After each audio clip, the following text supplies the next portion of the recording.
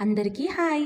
ప్రతి గల్లీలో సందడే సందడి కదా! ఈ 9 రోజులైతే మన వినాయకునికైతే మంచిగా పూజలైతే చేసేసుకుంటాము. ఇంకా పూజలతో పాటు ఫుల్ ఎంజాయ్‌మెంట్ గల్లీలలో మొత్తం లేడీసు, బాయ్సు, కోలాటాలు, డాన్సులు ఇలా చాలా చాలా అనిపిస్తుంది. ఏ గల్లీ చూసినా సందడే సందడి అసలు. మా ఇంటి గణేషునైతే కొంచెం బాధతో మళ్ళీ నెక్స్ట్ ఇయర్ మా ఇంటికైతే వస్తాడు కాబట్టి కొంచెం హ్యాపీనెస్‌తో ఇంకా నిమజ్జనం అయితే చేశాం మొన్న సాటర్డే రోజు. అదే రోజు నైట్ పిల్లలకు జ్వరం వచ్చినా కూడా పిల్లలైతే ఊరుకోలేదు. ఖచ్చితంగా వినాయకులను చూద్దామని చెప్పేసి అంటే ఇంకా సర్లే ఇంకా అని చెప్పేసి మా సంగారెడ్డిలో ఇంపార్టెంట్ వినాయకులు ఇవేనండి. ఇవి చాలా బాగుంటాయి. ప్రతి ఇయర్ వాళ్ళు యూనిక్గా ఉంటాయి ఆ వినాయకులు.